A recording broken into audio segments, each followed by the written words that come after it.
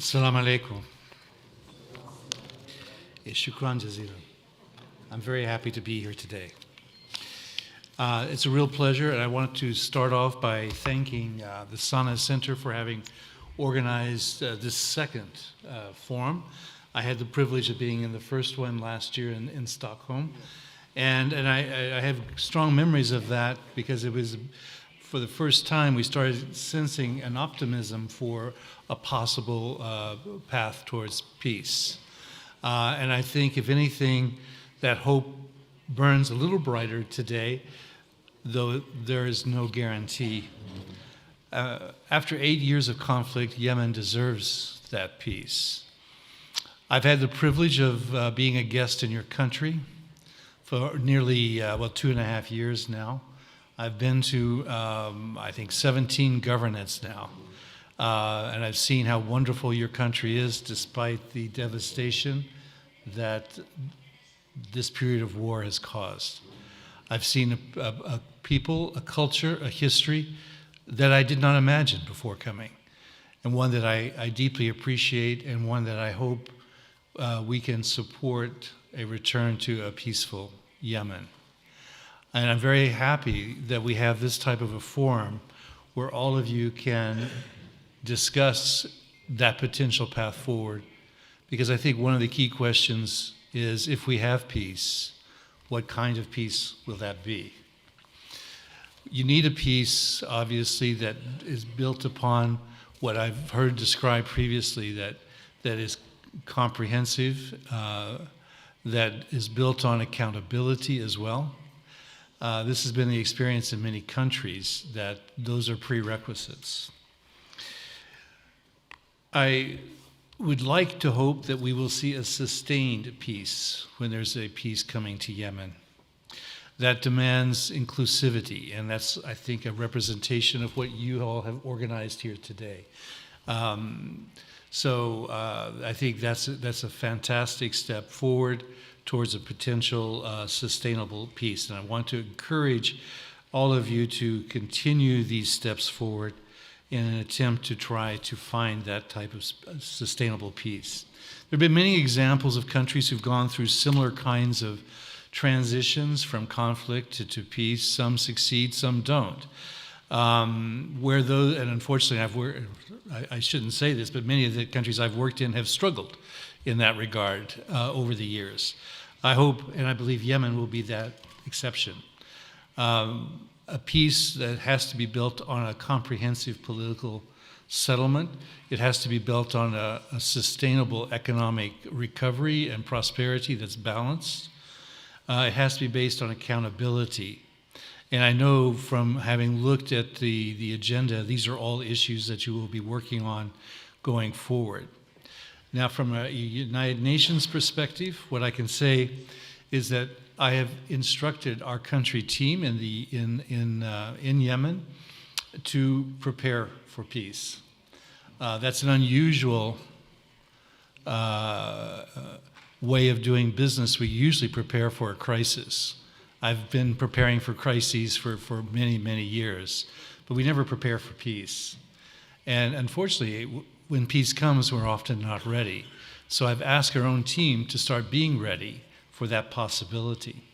And what do I mean by preparing for peace? Well, let's look at the foundations that will be necessary. I've identified for our country team 2 major issues going forward in 2023. And we're in June, so we're already working on that. Number 1, be prepared for people who want to go home. 4.5 million people displaced today. My experience is that when people decide it's time to go home, they go home whether the rest of us are ready to support them. We need to be ready at that moment when people want to go home.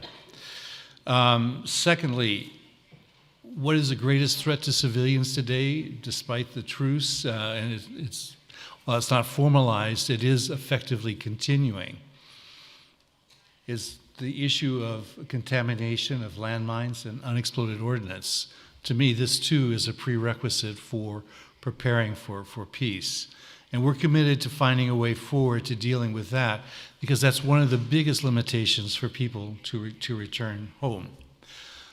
The third point I would like to make is that I have seen tremendous benefits in much of northern Yemen in terms of the truce and the de facto truce that has continued since October, with the free movement of fuel and other commodities in through Hodeidah throughout the rest of the north, with the opening of the Sana'a airport. These are all clear benefits, and you see it in the cities as I travel around. They're different today. The spirit is better. The businesses are there that weren't there a year ago.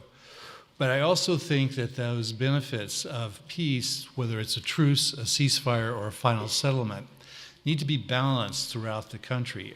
Everyone should have, no one wants to reduce those benefits anywhere, but I'm not sure that everyone has benefited to the same degree. And I think one of my challenges that I've made to our country team, let's help find that balance.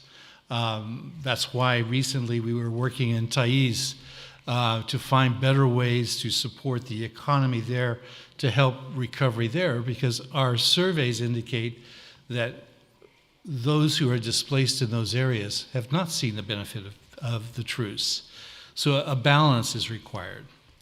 We will, going forward, continue to support humanitarian action. We need to resist the impulse that if peace is starting to come, that we move immediately to development and drop humanitarian assistance. Cannot do that. This is not a relay race. This is a transition that will take time, and humanitarian assistance will be required for a number of years going forward until we can find an economy that's truly recovered. I would also say we need to continue to safeguard human capital.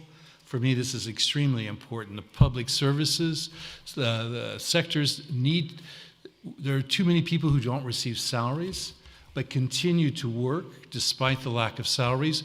We make modest contributions, because if you lose human capital, that's far more difficult to replace than infrastructure. You can rebuild. Yemen's got the engineers. I'm not worried about Yemen rebuilding. Yemen can rebuild. But we can't, I don't think Yemen can afford to lose their human capital. What else? Livelihoods is extremely important to support as we go forward. There is a difference between humanitarian and development assistance, and there's a gray zone in between that encompasses the areas I've just described. And we need to be flexible in our support going forward. The economy. In my view, Yemen has a potential I have not seen in any other country that I've worked with in conflict, and that is there is a strong basis for a strong economic recovery. The infrastructure is much better. The entrepreneurs are there. The technical, I mentioned engineers, but technical expertise is there. I've seen it up front on the ground.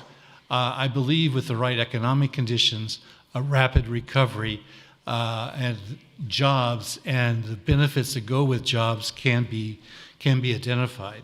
And that is the real dividend of peace going forward. And I'll just conclude with 2 or 3 items that I think we need to keep in mind going forward.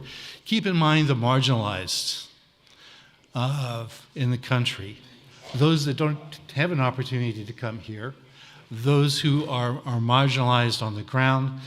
We need to keep a very tight focus on them as well. We need to make sure that the kinds of restrictions that we see, particularly in the north, on the participation of women are not sustained. We need full participation of women in the whole of the country.